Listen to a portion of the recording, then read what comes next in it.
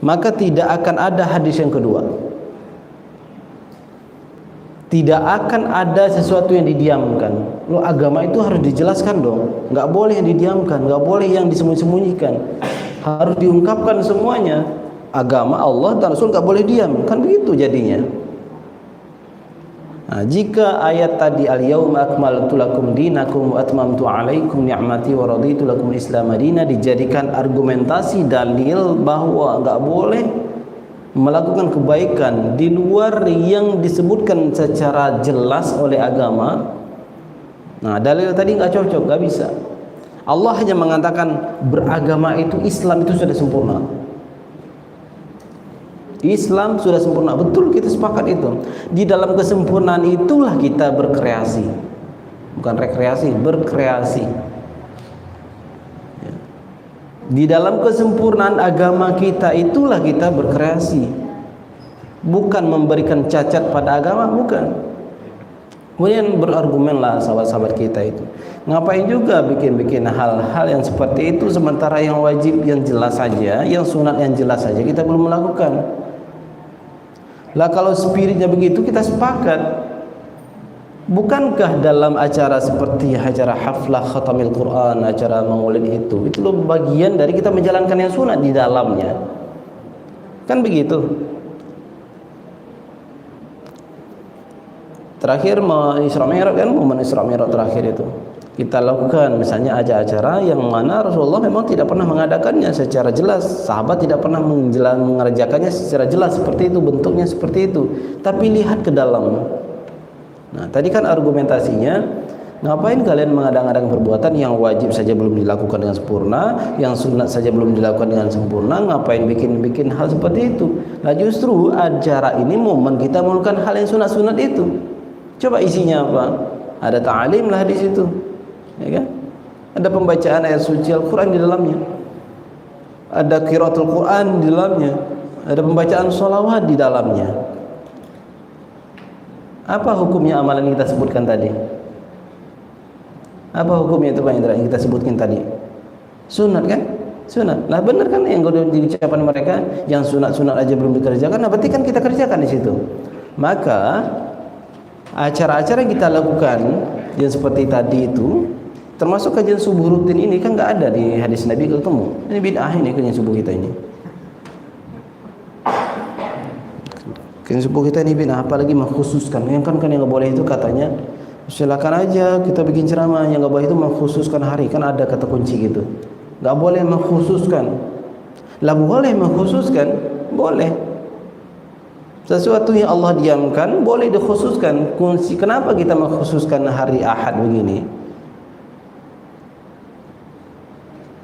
Kenapa? Kenapa nggak hari Senin subuh aja? Sangat logis kan alasannya. Nah, maka oleh Sayyid Muhammad bin Ali al-Maliki al-Hasani mengatakan pengkhususan itu dalam rangka tertib itu untuk diatur lebih enak waktunya gitu. Pengaturan untuk merapikan. Jadi itu bukan untuk mengkultuskan sebuah hari, bukan, untuk mentertibkan, untuk dirapikan. Nah, itu maksudnya. Agama memang sudah sempurna, pemahaman kita yang belum sempurna kan begitu. Al-yauma akmaltu lakum dinakum, din kamu yang sempurna, tapi pengolahan kamu terhadap agama belum sempurna. Pemikiranmu tentang agama belum sempurna. Pemahaman kita terhadap Al-Quran, terhadap hadis tidak sempurna. Yang sempurna hanya Al-Quran. Justru ketika melakukan hal-hal kebaikan itu dalam rangka melakukan kesempurnaan itu, dalam rangka menerapkan kesempurnaan agama itu. Nah, jadi bukanlah itu hal-hal yang patut disalahkan, dibid'ahkan, tidak. Apalagi pada masa-masa salaf itu, bid'ah itu lebih populer pada hal-hal yang bersifat teologis akidah. Munculnya Qadariyah, munculnya Mu'tazilah, munculnya Rafidhah pada masa salaf. Itu masa salaf semua itu. Salaf itu. Qadariyah itu salaf. Jabariyah yang digagas oleh Jahm bin Safwan itu salaf. Khawarij itu salaf. Syiah salaf. Mu'tazilah salaf. Maka oleh Syekh Sa'id Ramadan Al-Buti, Muhammad Sa'id Ramadan Al-Buti mengatakan salaf itu adalah sebuah marhalah zamaniyah. Yang dikatakan salaf itu sebuah perjalanan waktu, bukan sebuah madhab. Madhab salaf, enggak ada madhab salaf. Jika dikatakan madhab sebagai nama madhab salaf, itu tidak ada. Yang ada kalau salaf itu semua di masa salaf itu ada, lengkap semua. Yang baik ada, yang sesat ada. Imam Abul Hasan Asy'ari mengarang kitab yang bernama Maqalatul Islamiyyin. Maqalatul Islamiyyin, madhab-madhab, pernyataan-pernyataan orang-orang yang menisbatkan dirinya kepada Islam. Itu isinya ada ratusan sekte-sekte yang ada di dalam yang menisbatkan diri kepada Islam. Itu semuanya salaf. Maka di masa salaf pun lengkap, aliran sesatnya juga lengkap. Siapa salafus saleh itu? Ya imam-imam yang kita ikuti itu. Sahabat yang pertama, tabi'in. Tabi'in mulailah di situ Imam Abu Hanifah atau guru beliau. Aslinya mazhab itu banyak, mazhab fikih itu banyak, Bapak. Cuma yang sampai terkodifikasi sampai sekarang yang subur itu mazhab yang 4 itu. Semuanya salaf. Bahkan mazhab yang 4 itu imam kita yang 4 itu lebih tua dari Imam Bukhari yang punya Sahih Bukhari, lebih tua dari Imam Muslim yang punya Sahih Muslim. Nah, salaf tuh. Baik. Seandainya dalil yang kita bacakan tadi, ayat tadi menyatakan dilarangnya inovasi dalam sebuah amalan, maka tidak akan mungkin Rasulullah bersabda wasakata an asya'a rahmatan lakum.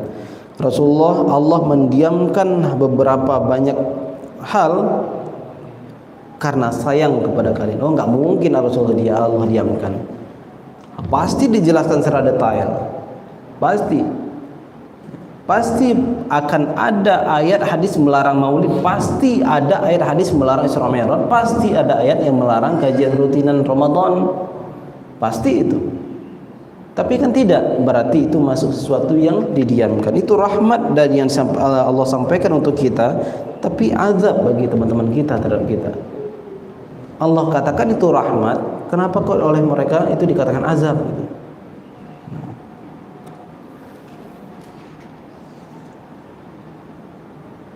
Ada lagi hadis yang kedua yang sering digunakan adalah laqad taraktukum an mithlil bayda lailuha kanahariha la yazighu anha illa halik. Aku tinggalkan kepada kalian ala mithli bayda, sesuatu yang jelas terang benderang, Al-Qur'an dan Sunnah maksudnya. Lailuha kanahariha, malamnya seperti siang, saking jelasnya malam itu gak siang aja. Al-Qur'an dan Sunnah. La yazighu anha illa halik. Akan celaka orang yang menyeleweng dari al-bayda tadi, Al-Qur'an dan Sunnah. Nah, jelas kita sepakat begitu. Kita sepakat di situ. Enggak boleh kita menyeleweng dari Al-Qur'an dan Sunnah. Maka kembali kita katakan bahwa hadis ini berbicara tentang Al-Qur'an dan Sunnah, segala macam aspek kehidupan ibadah kita patronnya Al-Quran dan Sunnah.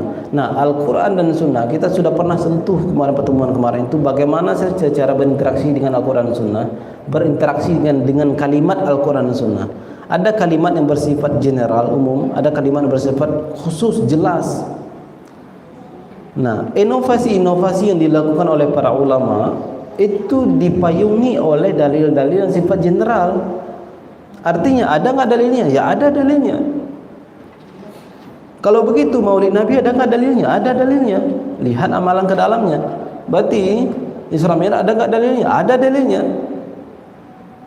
Maka tidak benar dikatakan itu tidak ada dalil. Maka oleh guru kita Kiai Haji Profesor Almarhum Ali Mustafa Yaqub mengatakan, mendefinisikan sebuah dalil itu adalah bid'ah. Itu definisinya apa? Ma laisa lahu dalilun syar'iyyun, sesuatu yang tidak ada dalil syar'inya, itu yang bid'ah. Dalam ungkapan lain beliau mengatakan ma lam yadulla alaihi dalilun syar'iyyun, sebuah perbuatan yang tak dapat ditunjuk, tidak ada indikator di situ ada sentuhan-sentuhan dalil syar'i. tidak dapat dipayungi oleh dalil-dalil agama, baik serpihan dalil maupun dalil secara utuh enggak ada, itu baru disebut bid'ah, itu baru dikatakan sesat itu. Tapi kalau amalan-amalan yang kita lakukan, yang inovasi-inovasi yang dikatakan bid'ah sesat oleh sahabat-sahabat kita itu, ada enggak dalilnya? Coba lihat ke dalam itu. Hotdog nih, hotdog, sebutin lagi, hotdog di dalamnya apa tuh? Kue, ada daging sapi, malah daging kambing, daging domba, hotdog. Namanya apa? Namanya anjing panas. Kalau berpatokan kepada nama itu haram. Kalau kita terfokus kepada kata bid'ah, maka kita bisa tersesat. Coba lihat ke dalamnya. Wah, ternyata daging sapi halal. Daging sapi halal jika disembelih dengan cara yang syar'i. Sayur-sayuran misalnya halal, sayur-sayuran halal, telur halal, sambal halal, ya kan? Ada nggak dalil ini sambal halal? Ya, di bawah naungan dari dalil umum. Ada nggak dalilnya sayur-sayuran halal? Apakah harus ada dalil yang mengatakan sayuran halal baru dia menjadi halal? Tidak, cukup sebagai dalil umum. Cukup agama memberikan kriteria mana yang haram, maka selain itu halal. Nah, dalil berikutnya, nah ini yang paling sering digunakan oleh saudara kita itu,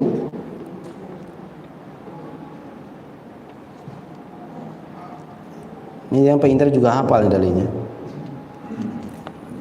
paling hafal dalilnya kan.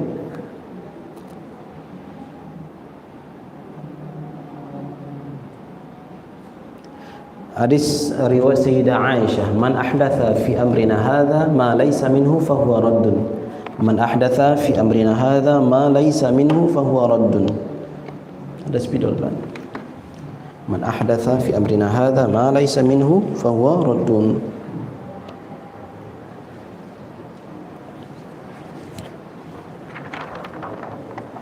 Ini apa nih? Ah, ini warisannya. Iya. Nah, warisan faraid. Ilmu waris itu dalam sebuah hadis diriwayatkan, ilmu waris itu ilmu yang di akhir zaman dilupakan oleh orang. Dilupakan, diangkat oleh Allah ilmunya. Hadis riwayat Ibnu Majah. Saking dilupakannya muncul aplikasi-aplikasi. Nah, itu maksudnya. Lupa dalam benak orang atau lupa dalam pengamalan, orang pengen udah pukul rata aja deh gitu. Nah, tapi di aplikasi ada ilmu waris.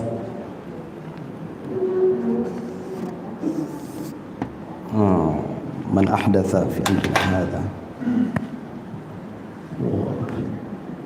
Ini spidokaligrafi. Ini tulisannya harus bagus ini juga, Pak. Gitu ya. Man ahdatsa fi amrina hadza. Ini kita ngaji usul fikih lagi nih.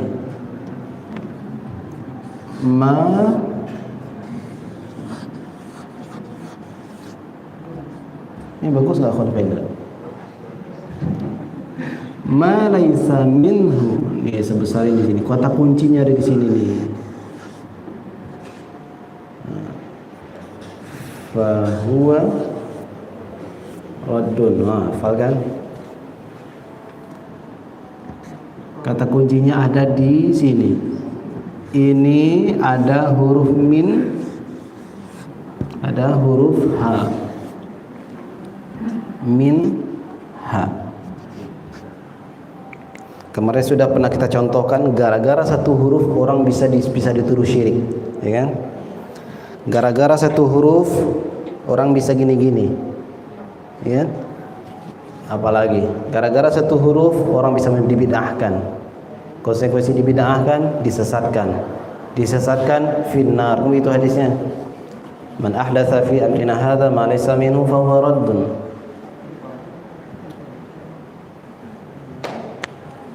Siapa yang ahdatsa fi amrina, amri dinina. Man, siapapun ahdatsa, melakukan kreasi. Di mana kreasinya? di dalam urusan kami, agama kami yang ini, agama kami yang ini, Islam maksudnya, ya, berarti bukan Hindu, Buddha, bukan Nasrani ya. Apa yang dikreasikan ini objeknya nih, ma. Ini kata kerja, man ahdatha, ni ma. Ma ini objek, maf'ul bih, objek, al maf'ul bih, kata objek. Ini kalau seandainya boleh berharkat, ini fathah harkatnya ma ini di alif belakang. Sesuatu apa sih yang dikreasikan itu? Sesuatu yang bukan apa? Sesuatu ini bukan minhu, bagian dari agama. Ini min disebut min at-tab'id, min tab'id, min sebagian, min bermakna sebagian, atau bisa bermakna al-asal, min sumber.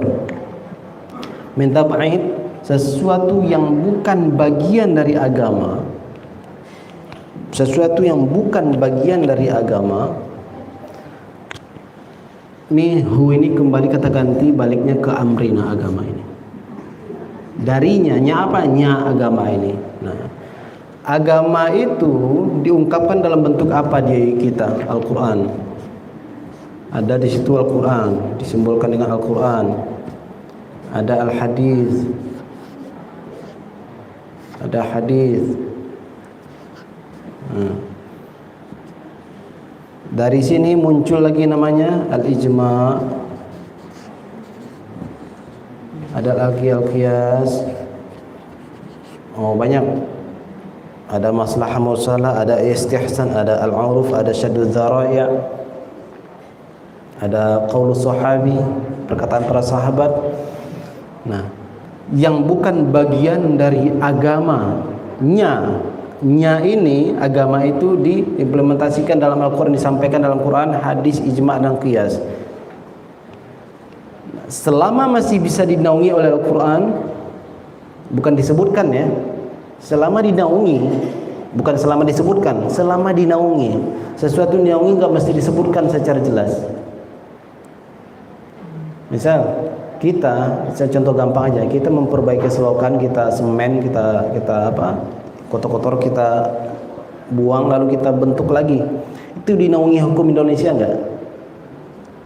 Dinaungi hukum undang-undang Indonesia enggak Bapak? Memperbaiki selokan, jalan, trotoar itu dinaungin kan? Semennya dinaungin enggak? Kita harus pakai semen Gresik, semen apa lagi? Semen apa? Banyak semen Padang, kan? Dinaungin enggak itu oleh undang-undang? Tapi disebutkan enggak secara jelas? Enggak. Jenis semennya disebutkan enggak oleh undang-undang? Enggak. Boleh enggak kita memperbaiki selokan? Disebutin enggak oleh undang-undang negara? Tidak. Tapi boleh enggak? Boleh.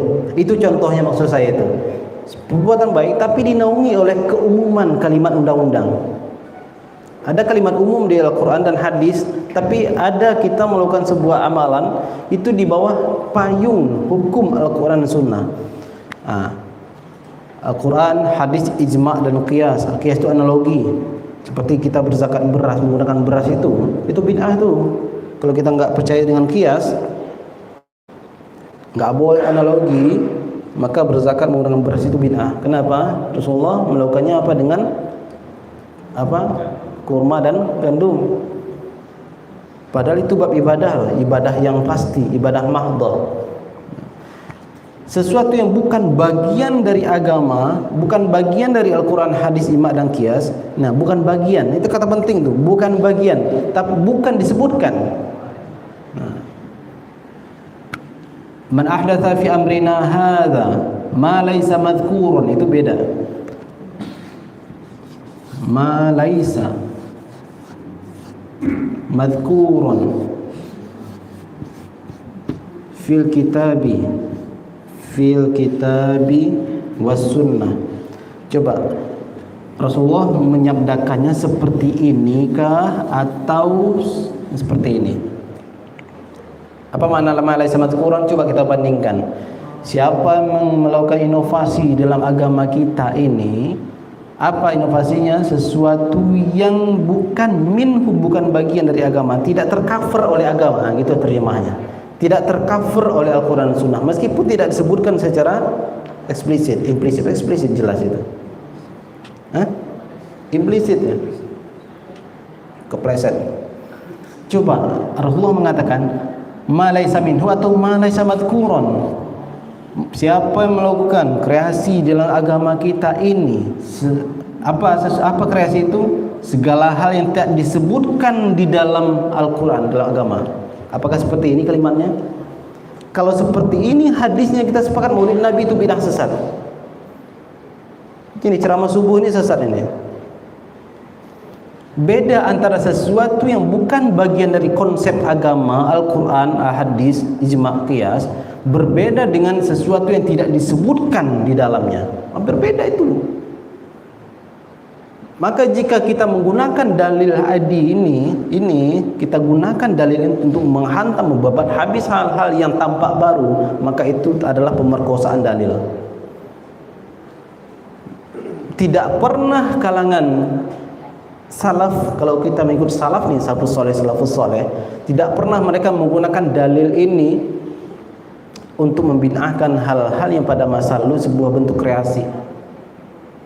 Bahkan pada masanya Abu Bakar As-Siddiq memimpin menjadi khalifah, kan muncul ide dari Umar bin Khattab untuk mengumpulkan Al-Quran, karena banyaknya para sahabat yang wafat ketika perang melawan nabi palsu, perang melawan orang-orang yang anti zakat. Pada masa Rasulullah mereka mau bayar zakat, Rasulullah sudah wafat, mereka enggak mau bayar zakat. Sayyidina Abu Bakar Siddiq mengerahkan pasukan, ternyata pasukan itu para hafiz-hafiz semua. Kalau di kita, kalau ada hafiz-hafiz itu kita stok dulu aja deh. Sahabat langsung. Lalu apa kata Abu Bakar Siddiq, apa kata Sayyidina Umar? Gimana kalau seandainya kita kumpulkan Al-Quran ini? Coba perhatikan apa redaksinya Abu Bakar Siddiq. Kaifa asna'u ma lam yasna'hu Rasulullah sallallahu alaihi wasallam. Bagaimana mungkin aku akan melakukan sesuatu yang Rasulullah tidak lakukan? Nah, pikiran awalnya Sayyidina Abu Bakar Siddiq itu persis seperti ini. Bagaimana mungkin aku melakukan sesuatu yang tidak pernah disebutkan? Itu pikiran awalnya seperti itu, yang di bawah ma laisa madhkuran. Tapi dijelaskan lagi oleh Sayyidina Umar bin Khattab, wallahi hadza khair, ini baik. Ini Al-Quran, mengolah Al-Quran, dikumpulkan, ibadah enggak itu?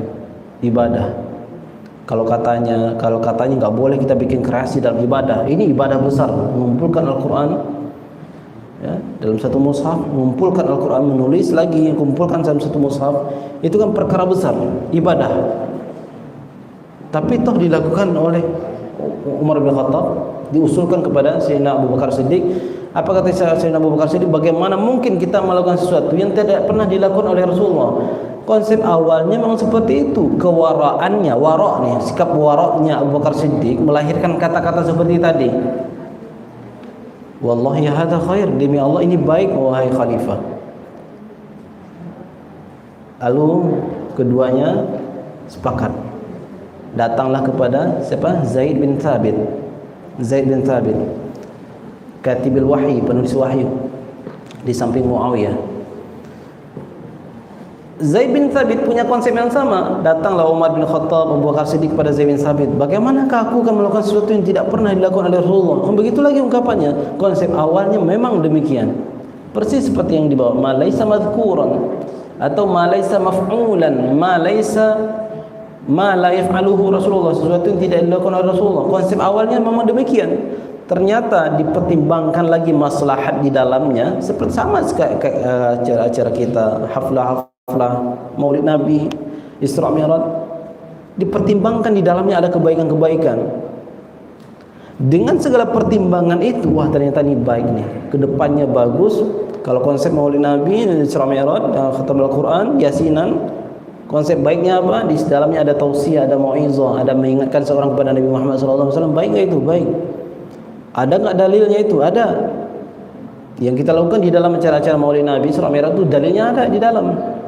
Nah, akhirnya semuanya sepakat melakukan membungkukan Al-Quran, mengumpulkan Al-Quran dalam satu mushaf ya, satu mushaf, dan masing-masing sahabat pun nanti beda-beda tuh versi riwayat siapa.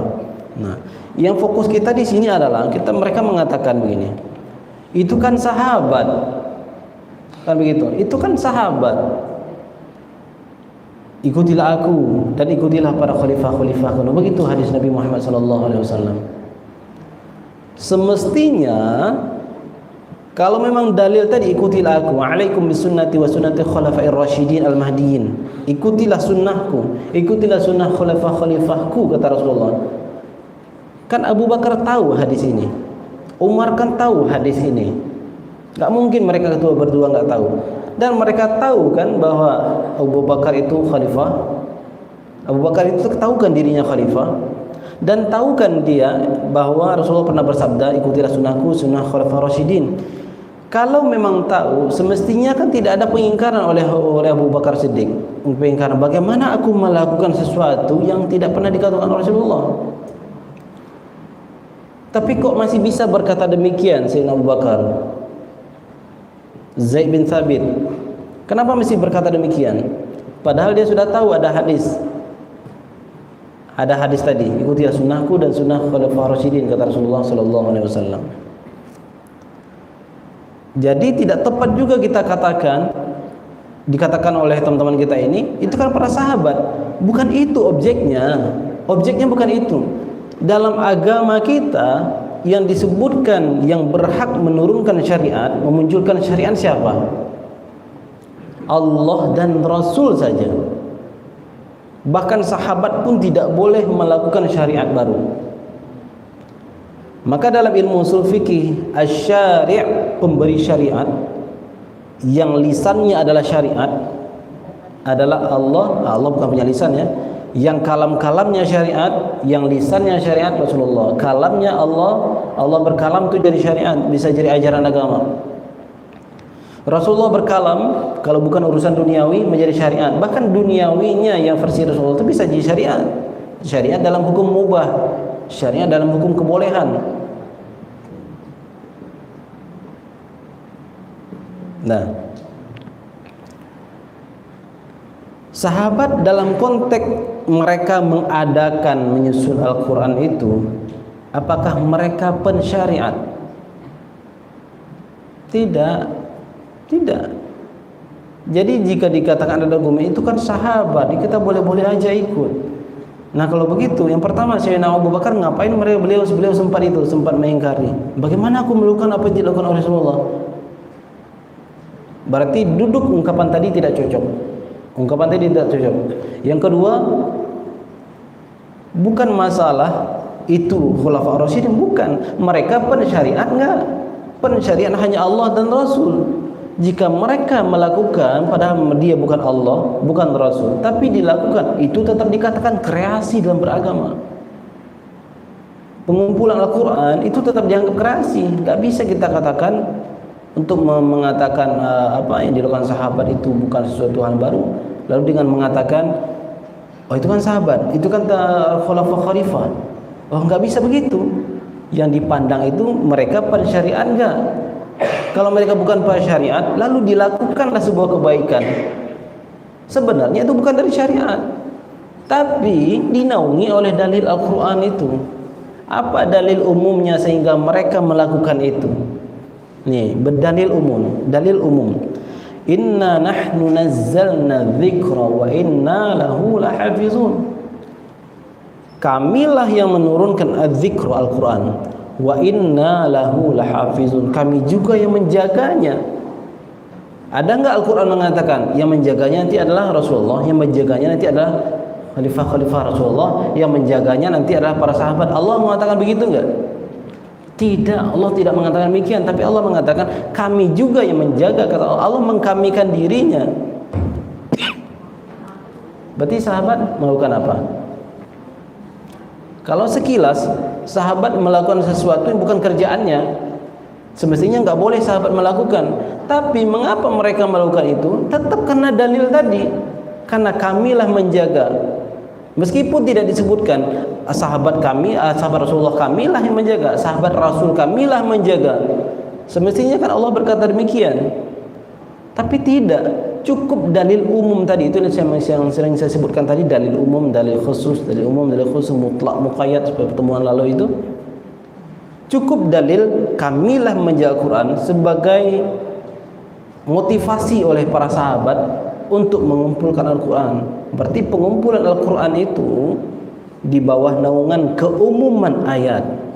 Nah, sama seperti amalan kita itu yang sering kita lakukan rutin-rutin gitu, di bawah naungan keumuman ayat. Di dalam Maulid Nabi diceritakanlah kisah-kisah sirah nabawiyah. Di dalam Quran dijelaskan syariat, dijelaskan motivasi untuk menjelaskan kisah-kisah. Bahkan kepada nabi-nabi disampaikan kisah-kisah oleh Allah. Maka Isra Mi'raj pun kita sedang melakukan apa yang Allah lakukan kepada para nabinya. Membaca Al-Quran, waqra'u ma tayassara minal Quran. Bacalah sedikit saja dari Al-Quran. Mengamalkan dalil itu enggak kita dalam Maulid Nabi? Ada baca Al-Quran. Di dalam acara Maulid Nabi ada tausiah. Mengamalkan Al-Quran enggak itu? Wa tawasau bil haqq. Di dalam Al-Quran, di dalam acara Maulid Nabi Isra Mi'raj, dai menyampaikan ayat. Menyampaikan ayat itu ada dalilnya enggak? Balighu anni walau ayah. Berarti acara yang dilakukan yang dikatakan bid'ah selama itu ada dalilnya, itu bukan bid'ah. Maka salah kaprahlah jika dalil-dalil seperti ini dijadikan argumen untuk menyesatkan. Salah kaprah sekali. Nah, itu jelaskan kata min. Ini bapak-bapak harus jeli ini ketika disampaikan hadis man ahdatha fi amrina hadza ma laysa minhu fa huwa raddun. Lalu fokus aja raddunnya, raddun tertolak. Lupa pada minnya itu. Maka bahasa Arab itu bahasa yang sangat kaya. Maka penting dalam kitab ilmu tafsir, ilmu ushul fikih, kita menjelaskan syarat menjadi ahli hadis, syarat menjadi ahli Al-Qur'an, ahli tafsir, syarat menjadi ahli hukum, syarat menjadi ahli segala macam itu. Syarat pertama nih paling di atas itu mengetahui bahasa Arab. Bukan mengetahui ngomong bahasa Arab, bukan mengetahui bahasa mufradat, bisa berbicara dengan orang Arab, bukan. Mengerti seluk-beluk bahasa Arab, kerumitan bahasa Arab. Contohnya bahasa ilmu huruf. Minhu, siapa sangka rahasianya ada di minhu. Kalau beres urusan minhu, kita akan bisa memilah mana yang bid'ah sejatinya bid'ah, mana yang bukan. Apalagi dalil berikutnya Pak Indra, yang paling Pak Indra hafal nih.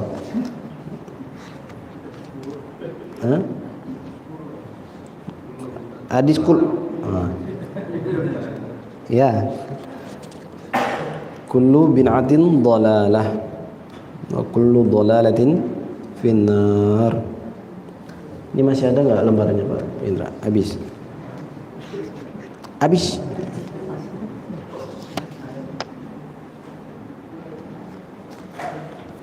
Ini kata kullu nih. Kullu ini kata-kata Al-Quran itu sering dijadikan permainan, kata-kata hadis sering dijadikan permainan, dipermainkan maksudnya itu adalah tidak dijelaskan maksudnya apa, kaidah memahaminya apa, dipahami mentah-mentah, itu mempermainkan Al-Quran, mempermainkan ayat, mempermainkan hadis ya, berbahaya. Kalau nggak ada kita pakai papan tulis saja Pak Indra. Di antara dalil yang digunakan adalah ini paling hafal, bahkan orang-orang yang baru masuk hijrah pun inilah hadis yang pertama dihafal. Iya. Nah, ini bid'ah ini. Orang nulisnya di depan, nulis di belakang.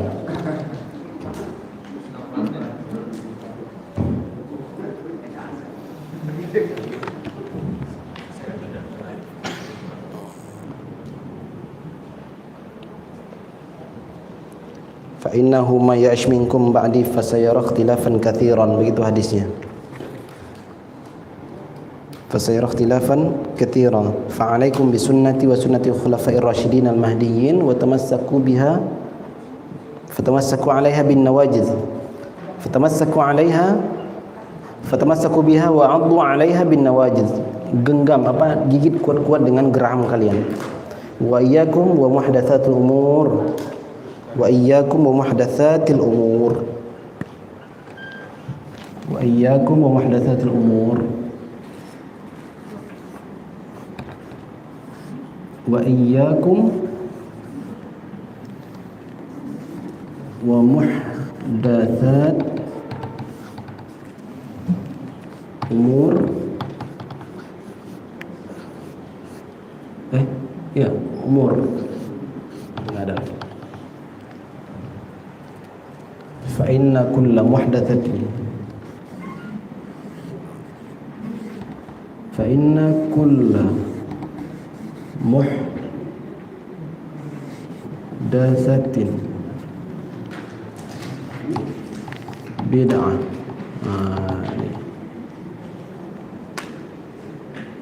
Wa kullai ini fa inna kulla muhdatsatin bid'atun wa kulla bid'atin dhalalah. Nah kan bener kan, paling hafal hadisnya orang dia hafal ini nama amalu biniyat gitu kan.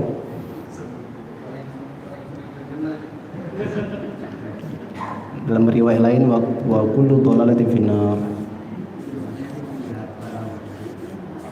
Dhalalatin finnar.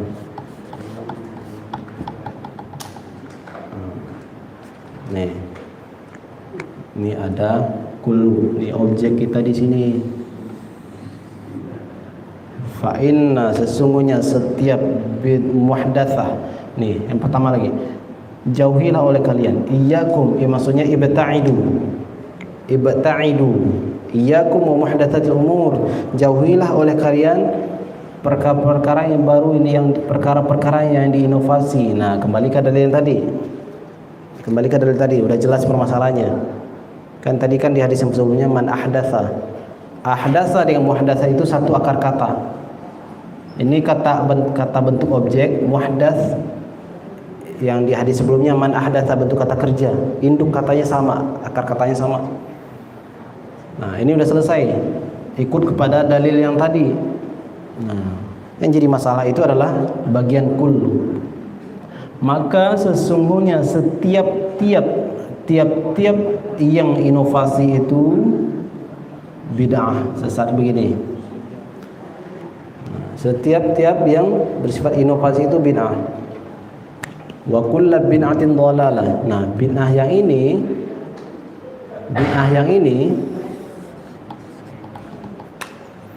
dhalalah, sesat. Baik. Kita terkecohnya dengan kalimat kullu. Itulah bedanya kullu dengan jami'. Jami' ada kullu, ada jami'.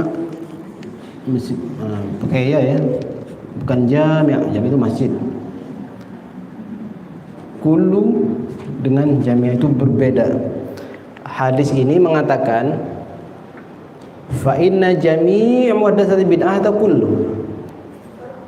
kullu kan. Hati-hati jangan mau dikebulin. Dikebuli mah enggak apa-apa, dikebulin jangan. Kalau Allah Rasulullah mengatakan sesungguhnya jami'a, fa inna jami'a muhdatsin bid'ah, sepakat kita. Maulid Nabi bid'ah, sesat.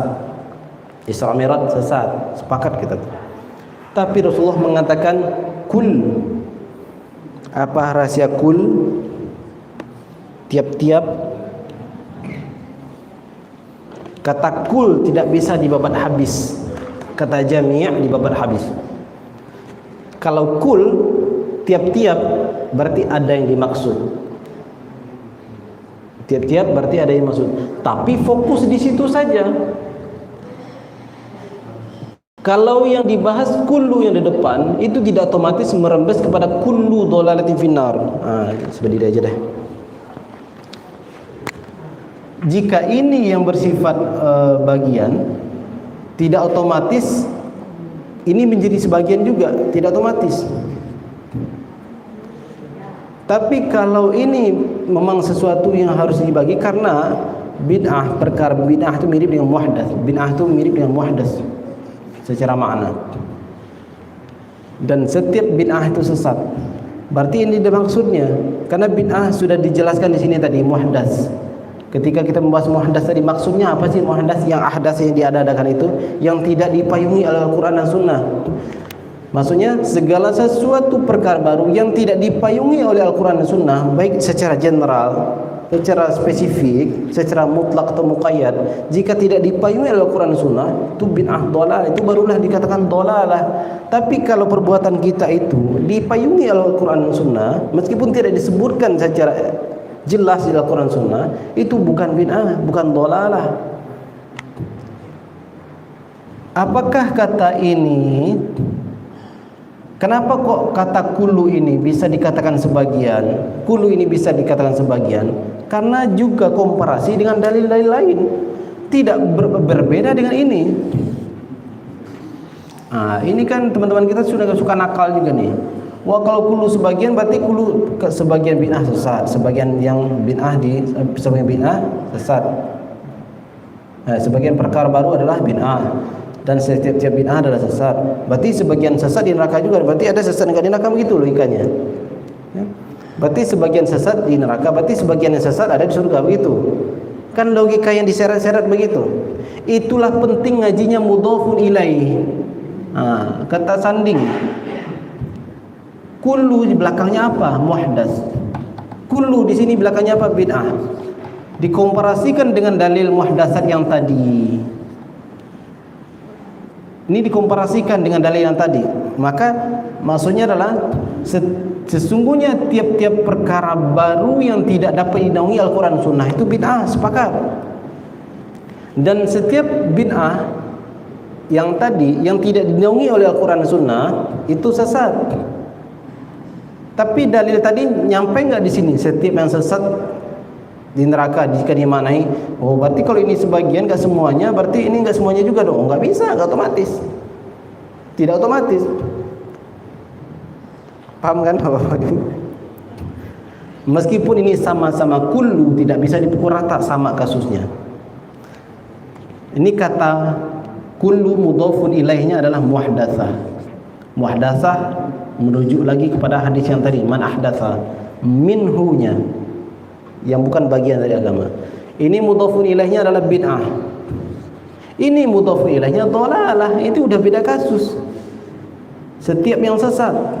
Maka konsep ini, makna hakikat kullu di sini, mana hakikat kullu di sini tidak bisa diseret di sini. Tidak bisa juga kita katakan berarti sebagian yang sesat di surga dong. Ah, nggak bisa. Itu hati-hati logika seperti itu, Pak. Itu logika iblis. Pemerkosaan terhadap ayat Al-Quran. Apakah ada dolalah yang dibedah oleh dalil lain? Ada dolalah yang di surga. Kalau ini dibedah oleh dalil lain, muhdatsah itu ada dalil yang tadi. Permasalahannya di ruh min. Bid'ah ini permasalahannya di ruh min.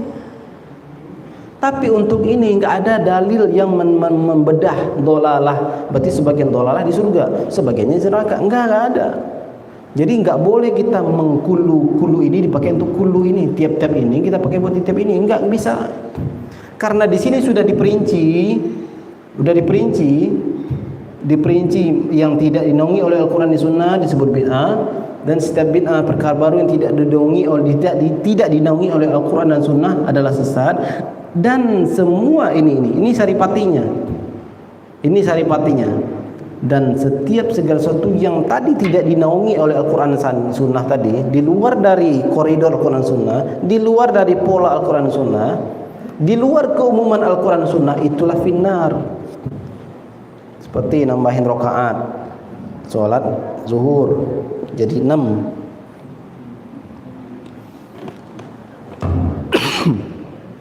Dipahami Pak ya? Bingung Pak? Itu kalau dibuka ilmunya gitu, siap-siap jadi bingung. Konsekuensi diminta kajian ini ya gitu.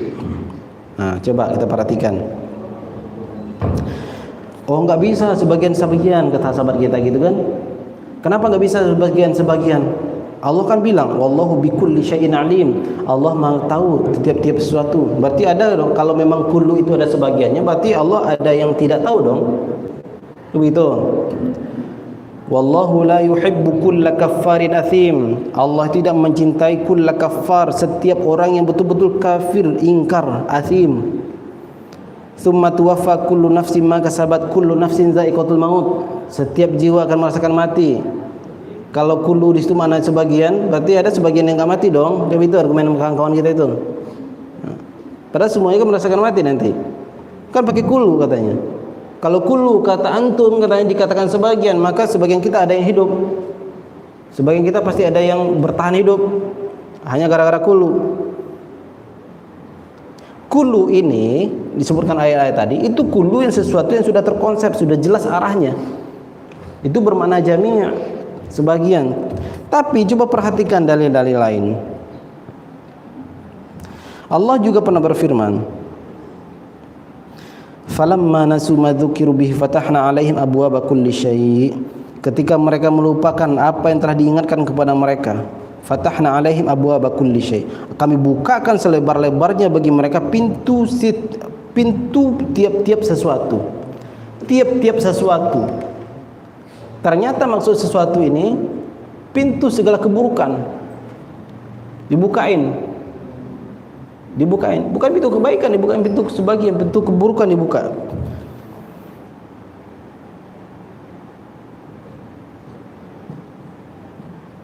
Wa qala ya ayuhan nasu 'allimna mantiqat thair. Berkatalah Nabi Sulaiman, wahai manusia, 'allimna mantiqat thair, kami telah diajarkan bahasa burung.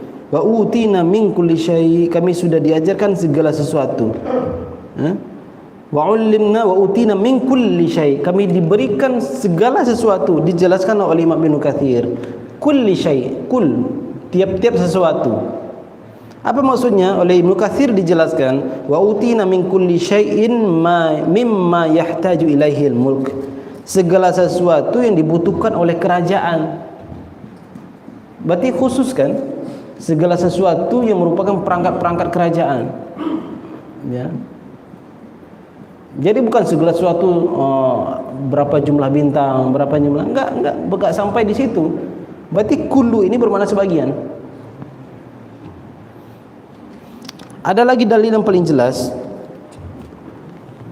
Ketika Nabi Ibrahim, ya Allah, Rabbi arini kaifa tuhyil mauta. Rabbi arini kaifa tuhyil mauta. Rabbi arini. Ya Rabb, perhatikanlah, perlihatkanlah kepada aku kaifa tuhyil mauta. Qala awalam tu'min? Qala, Allah berkata, awalam tu'min? Apakah engkau tidak beriman wahai Ibrahim? Qala bala walakin liyatma'inna qalbi. Benar ya Allah, aku beriman. Walakin liyatma'inna qalbi. Tapi untuk supaya qalbuku jadi tenang ya Allah. Apa kata Allah? Fakhudh arba'atan minat tayri fasurhunna ilaika thumma ja'al ala kulli jabalin ثم جعل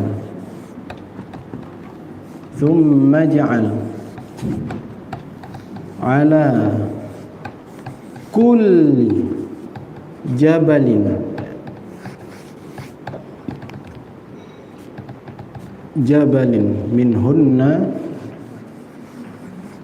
منهن جزءا.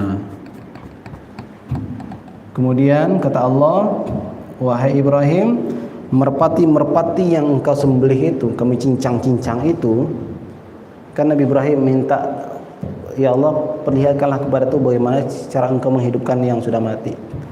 Apa kata Allah? Ambil merpati, burung itu, ya, disembelih, dicincang-cincang, kemudian pecah-pecahannya itu ij'al, letakkan di atas setiap bukit atau gunung bagian-bagiannya. Kemudian letakkanlah sebagian dari burung-burung itu, kemudian letakkanlah bagian-bagian dari burung itu di atas setiap gunung. Ini kullu nih. Kulli jabal. Gunung mana dimaksud? Gunung Salak. Ada enggak pecah Gunung Salak? Gunung Pangrango. Gunung Rinjani, Gunung Merapi, sampai nggak di situ? Enggak, maksudnya meskipun ada kullu tiap-tiap di sini, maksudnya adalah bukit-bukit yang ada di sekitar Nabi Ibrahim pada masa itu di Mekah. Bukit apa? Bukit yang sekitar Mekah yang Bapak yang sudah haji pasti paham. Jabal Nur ya. Jabal Nur ada salah satunya tuh. Nih, Jabal Nur itu tempat Nabi Ibrahim pernah meletakkan cincangan-cincangan burung. Apalagi Jabal Rahmah di situ. Padahal di sini tiap-tiap.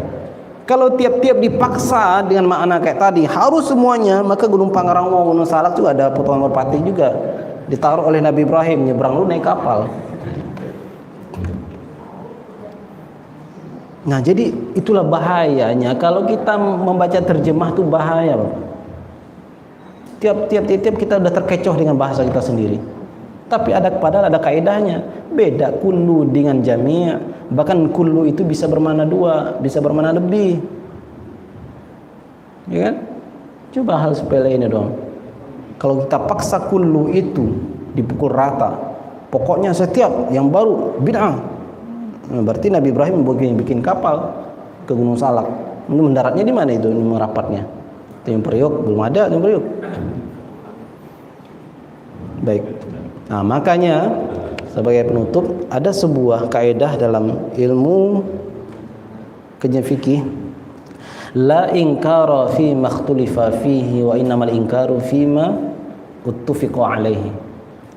Perkara-perkara yang ada unsur perbedaan pendapat ulama dalam mengolah dalil tidak boleh diingkari salah satunya.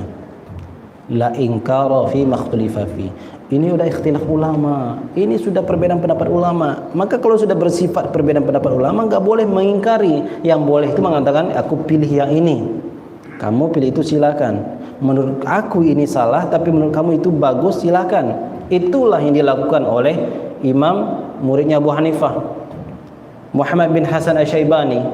Itu sahabat sekaligus guru dari Imam Asy-Syafi'i. Maka murid-muridnya atau murid-muridnya Imam Syafi'i, kalau sholat di tempatnya mazhab Hanafi, beliau tidak kunut. Sebaliknya begitu juga mazhab Hanafi, kalau sholat di tempatnya Syafi'i, mereka berkunut. Secara pribadi bagi mazhab Hanafi itu kunut subuh itu bid'ah. Bid'ah. Jangan-jangan bid'ahnya versi Hanafi mengatakan kunut bid'ah itu bid'ah seperti kayak tadi. Kalau dipaksa, kalau mereka maksa bid'ah itu adalah finnar di neraka, berarti mereka berikut kunut di belakang Syafi'iyah mencemplungkan diri ke neraka dong. Kan nggak mungkin. Berarti mereka pun meskipun dalam mazhab Hanafi kunut subuh itu bid'ah, berarti jangan bid'ahnya adalah bid'ah secara bahasa itu. Karena nggak mungkin mereka udah tahu kok bid'ah itu sesat, udah tahu kok bid'ah itu masuk neraka, masa saya ikut-ikutan dengan orang masuk neraka? Nggak mungkin kan mazhab Hanafi mengaminkan doa kunut orang masuk neraka. Nggak mungkin kan? Tapi kok mereka melakukan? Berarti bid'ahnya apa? Berarti bid'ah bahasa yang dipahami oleh mazhab Hanafi. Nah, wa innamal inkaru fima ukhtufiqa alaihi atau fima ujmi'a alaihi. Kita hanya boleh mengingkari ketika terjadi pelanggaran dalam hal yang bersifatnya sudah disepakati oleh agama. Sesuatu yang disepakati oleh agama, sesuatu yang disepakati oleh para sahabat, para tabi'in, para ulama-ulama mazhab, para ulama waris Nabi, disepakati ini satu objek. Muncul ijma' di situ. Lalu tiba-tiba muncul orang yang berseberangan. Itulah yang boleh diingkari. Tidak boleh mengingkari sesuatu yang dalam ranah perbedaan. Maka karena ketidakjelasan metodologi usul fikih ketika memahami dalil itu, ulama-ulama Saudi pun berbeda pendapat tentang masalah, contohnya takziah, bikin majlis dalam takziah. Menurut Syekh Utsaimin, Syekh Fauzan, Syekh Albani itu bid'ah. Menurut Syekh bin Baz, Ibnu Jibrin itu masyru' boleh. Sahabat-sahabat mau ikut mana? Mengkhususkan malam Jumat untuk ziarah kubur. Kan ada tuh di dalam kitab-kitab fikih, ziarah kubur diutamakan malam Jumat. Kata Syekh bin Baz, Syekh Utsaimin, Syekh Shalih Fauzan, itu bid'ah, harus dihindari. Kata Syekh Jibrin, Ibnu Jibrin, itu boleh. Ulama besar Salafi ikut mana? Ittikhadul misbah lidzikr, menggunakan subhah lidzikir, tasbih, biji-biji tasbih, apalagi yang digital. Bid'ah menurut Syekh Albani dan Syekh Shalih Fauzan. Kata Syekh bin Baz, Syekh Utsaimin dan Ibnu Jibrin boleh. Mengikut mana Salafi? Ini dalilnya ada kita mereka di Mausu'ah Fatawa, Majmu' Fatawa Syekh bin Baz ada. Majmu' Fatawanya Syekh Utsaimin juga ada. Mengulang-ulang umrah pada bulan Ramadan. Nih udah selesai umrah hari pertama, hari kedua umrah lagi umrah hari ketiga umrah lagi gitu kan. Oleh Syekh Utsaimin itu bid'ah, oleh Syekh bin Baz boleh, Syekh Fauzan boleh. Lajnah lembaga fatwa Saudi boleh. Mau ikut mana? Haflah khatamul Quran. Khatamul Quran misalnya kan. Ayo makan-makan atau bikin acara khusus khataman anak-anak tahfiz begitu. Oleh Syekh Utsaimin bid'ah, oleh Syekh Fauzan dan Albani boleh. Ulama besar Salafi itu. At-tamayul athna qiraatul Quran. Pernah enggak Bapak baca Quran tiba gini-gini? Nikmat gitu baca Quran. Pernah kan? Oleh lembaga fatwa Saudi bid'ah. La aslalah enggak boleh, Syekh Utsaimin boleh. Menggunakan baca mushaf ketika salat tarawih. Boleh enggak? Tapi mushaf gede itu jangan, enggak kuat. Mushaf kecil ya, mushaf kecil. Menurut Syekh Albani, Muhammad Nasiruddin Albani bid'ah. Menurut Syekh bin Baz, Syekh Utsaimin, Ibnu Jibrin, Syekh Shalih Fauzan boleh. Satu mazhab kan, Syekh Salafi. Ihtifal, penghafal Quran, mencium mushaf sedang baca Quran, pernah enggak Bapak cium Quran? Cium. Pernah dengar enggak itu dikatakan bid'ah? Bid'ah itu, bid'ah. Kata Syekh Utsaimin, Syekh Albani, lembaga fatwa Saudi itu bid'ah, harus dihindarkan. Kata Syekh bin Baz, Syekh Shalih Fauzan boleh. Syekh Shalih Fauzan, Syekh bin Baz, Syekh Shalih Fauzan boleh. Cuma cium doang enggak. Uniknya Syekh Shalih Fauzan itu memiliki dua pernyataan. Rekaman pertama mengatakan enggak boleh bid'ah. Rekaman berikutnya kita dapat rekaman dua-duanya, rekaman lengkap fatwa, tanya jawab fatwa. Kalau kita buka stasiun TV Saudi, biasanya tiap hari Jumat sebelum Jumat di Saudi ada tanya jawab bersama Syekh Shalih Fauzan di TV, buka TV Saudi. Kata Syekh Shalih Fauzan dalam dua kali kesempatan berbeda. Yang pertama mengatakan boleh, yang pertama yang kedua mengatakan tidak boleh. Satu orang bisa kontradiksi.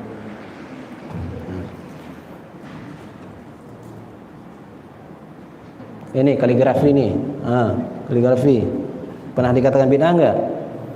Yang mengatakan bid'ah itu Syekh Albani, Syekh Utsaimin, Syekh Shalih Fauzan, Syekh Afifi sekarang ditangkap Kerajaan Saudi. Enggak boleh ceramah lagi. Ditangkap sesama Salafi. Semoga lebih baik kondisinya. Itu boleh.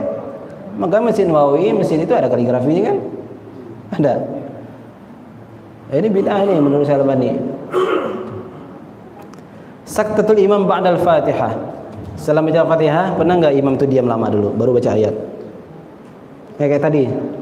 Itu memang ada hadisnya. Hadis dari Samurah bin Jundab. Ada dua kondisi imam itu diam habis doa iftitah dan habis baca amin. Itu imam itu harus diam, ngasih kesempatan si makmum baca Al-Fatihah. Imam enggak boleh egois itu. Amin. Bismillahirrahmanirrahim, enggak boleh. Karena saking semangatnya membaca irama Hijaz, irama Jiharka, habis ni Sabah, habis ni Ras, habis ni Nahawanah, langsung baca. Enggak boleh menyalahi sunnah itu. Jadi disunatkan seorang imam itu diam dulu, ngasih kesempatan kepada makmum membaca Al-Fatihah minimal sampai iyyaka na'budu wa iyyaka nasta'in. Ya. Kata Syekh Albani, Shalih Fauzan itu bid'ah, enggak boleh. Langsung amin, langsung baca ayat. Kata Syekh bin Baz, Ibnu Utsaimin, Syekh Shalih Fauzan versi kedua. Tadi kata beliau bid'ah, versi kedua boleh. Semuanya boleh. Nah, gimana? Salat qiyam khusus pada 10 hari terakhir. Menambah rakaat, salat tarawih lebih dari 11 rakaat itu bid'ah menurut Syekh Albani, boleh menurut Syekh bin Baz. Memanjangkan jenggot lebih dari genggaman. Yang punya jenggot ini. Kelebihan ini menurut Syekh Albani, menurut Syekh Albani itu bid'ah itu. Maka maksimal laki-laki punya jenggot menurut Syekh Albani hanya sampai genggaman tangan pribadi, jangan tangan orang, tangan sendiri. Berlebih nih jenggotnya di bawah genggaman, menurut Syekh Albani itu bid'ah, nggak boleh. Menurut Syekh bin Baz, Syekh Utsaimin, Ibnu Jibrin, Syekh Shalih Fauzan itu boleh. Nah kalau lihat foto Syekh Albani, memang jenggot beliau memang segitu, nggak panjang-panjang amat, segenggaman tangan beliau aja. Menurut Syekh bin Baz, Syekh Utsaimin, Ibnu Jibrin dan Syekh Shalih Fauzan itu boleh. Menurut Syekh Albani nggak boleh. Cembun jenggot Pak Indra, nggak boleh di bank gitu ya. Menyambut tahun baru Hijriyah, tahun baru Hijriyah nih acara di Masjid Al-Khair misalnya. Oh, kata Syekh Shalih Fauzan bid'ah. Kata Syekh bin Baz boleh, Syekh Utsaimin boleh, masyru' disyariatkan. Syekh Ibnu Jibrin masyru' disyariatkan. Nah, menentukan tanggal-tanggal tertentu, itu yang katanya tadi pengkhususan hari itu acara tertentu. Menurut Syekh Shalih Fauzan enggak boleh, menurut Syekh Utsaimin boleh. Kesimpulannya mau ikut mana teman-teman Salafi? Sama-sama ulama Saudi loh. Oh, kalau itu ikhtilaf ulama, kan begitu lah. Ikhtilaf di internal kita boleh, ikhtilaf orang nggak boleh. Macam mana itu? Ikhtilafnya boleh di kita, di orang nggak boleh. Kenapa bisa terjadi seperti ini? Ini permasalahan. Ini kasus-kasus tadi mencium mushaf, bikin mihrab masjid. Oh, ini nggak boleh nih. Ini bid'ah menurut Syekh Albani ini. Mihrab ini bid'ah itu. Ini ada jancurin besok ini.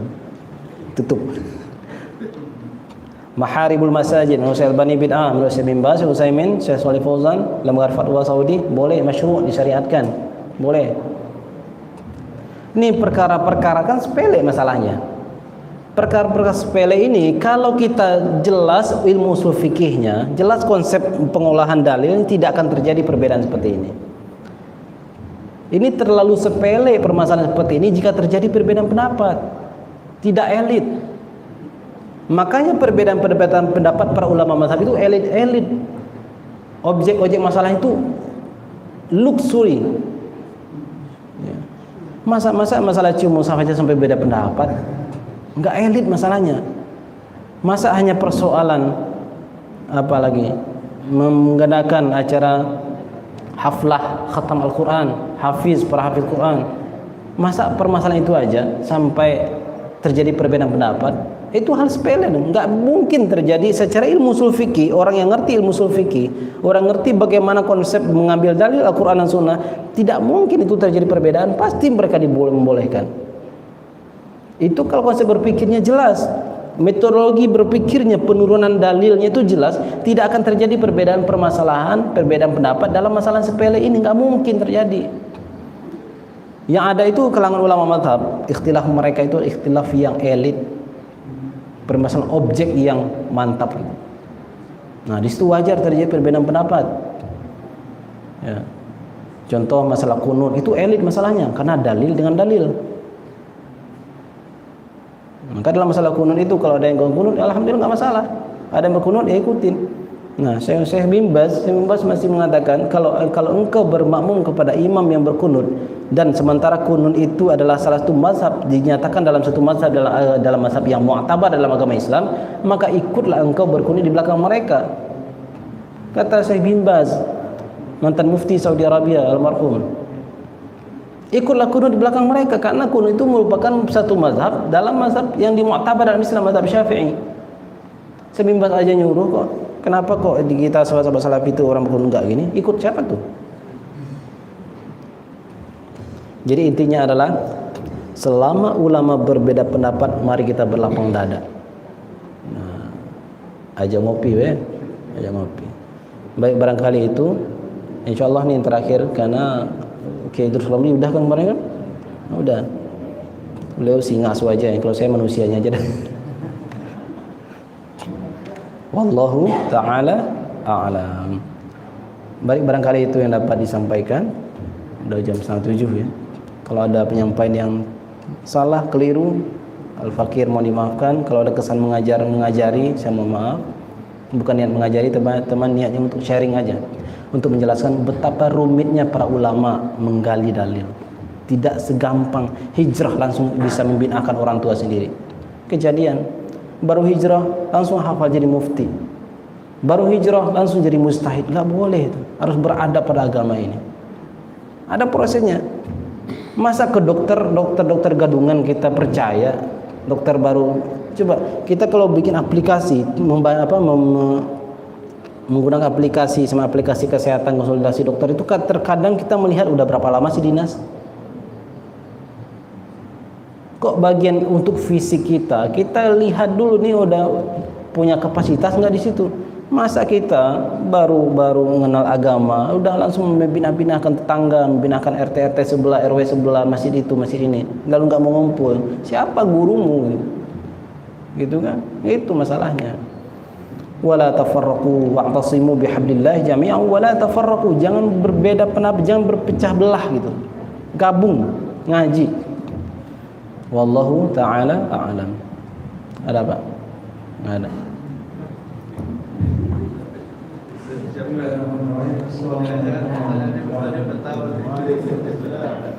Waalaikumsalam warahmatullahi wabarakatuh. Terima kasih Buya atas pencerahan ilmu pagi hari ini. Dan memang sudah semestinya ilmu ini selalu disosialisasikan Buya, karena kenapa? Bagi yang awam akhirnya memang berpenting mereka jadi masalah. Cuma setelah ada pencerahan ini kita memang menambah apa namanya itu pengetahuan bahwasanya memang agama itu sempurna. Yang nggak sempurna itu adalah pemahaman kita terhadap agama tersebut, kan itu. Termasuk tadi yang Buya kasih penjelasan, jangankan di aswadanya, di internasionalnya dia juga dualisme, kan itu. Ada yang bid'ah, ada yang bid'ah. Jadi dia internalnya kan bermasalah kan. Cuman kalau memang dari penjelasan tadi kita makin jelas bahwa kalau dia mau meminta sesat terus maka sebelumnya kayaknya kita memang kayak bagaimana gitu. Sekarang mungkin bisa jadi lebih tenang. Jadi artinya emang yang kayak pencerahan pagi ini perlu disosialisasikan agar umat ini sebetulnya jadi jelas paham Bu ya. Jadi saya sebagai jamaah yang awam memberikan kepada Buya harus dikasih pencerahan umat ini. Gimana caranya memang akhirnya demikian. Artinya kan karena memang pemahaman kita yang nggak sempurna yang jadi masalah. Nah, terus juga sampai akhirnya nggak boleh lah itu satu majelis sama yang ahli neraka kan kayak itu sebetulnya. Dari neraka. Yang mengarahkan perpecahan itu siapa kita kan akhirnya lebih jelas. Tadi kita ngasih pencerahan di kita yang memberikan perpecahan ya perpecahan buat dia mungkin paham dia. Ya, maka dia juga kalau ini kan kasar tak jelas nih. Cuman akhirnya datanya tetangga udah kayaknya bisa pintar menyesatkan amalan kita. Sedangkan amalan kita semua tadi kayaknya udah jelas ada dalilnya semua. Jadi sudah secara pribadi saya nggak nanya Bu, saya mengucapkan terima kasih dalam penjelasan ini dan emang harus intensitas sosialisasi kajian ini malah harus diperbanyak. Jadi bukannya cukup sampai di sini aja, dan memang harus disuarakan Bu ya. Ya selang-seling lah di sini ada lagi peninggalan lagi agar memang kita betul-betul cerdas, betul-betul menuju pemahaman yang sempurna dalam sempurna Islam itu sendiri. Mungkin itu aja, terima kasih. Assalamualaikum warahmatullahi wabarakatuh. Waalaikumsalam warahmatullahi wabarakatuh. Ya, jadi tambahan dari saya, untuk kita jangan khawatir. Ada ulama kok di belakang kita menjelaskan. Ada hal-hal yang kita dibenarkan, jangan khawatir. Baru dapat kalimat di WhatsApp aja sudah takut gitu kan. Oh gimana nih? Nggak usah khawatir. Ulama-ulama yang menyampaikan Islam ke Indonesia, yang membawa Islam ke negara kita ini, ya ulama-ulama paham seperti ini, yang seperti kita amalkan saat ini. Jangan khawatir, ada ulama di belakang kita. Bukan di belakang kita, depan kita lah, maksudnya belakang kita. Ada ulama, jangan khawatir. Gak usah cemas-cemas, takut-takutan gitu kan. Karena kita tidak punya perangkat aja, mungkin ada panikan, disampaikan ada tulisan untuk panik, disampaikan ada video orang ini jadi panik kan. Jangan khawatir, ada yang berwenang di situ. Nah, wallahu taala a'lam. Assalamualaikum warahmatullahi wabarakatuh.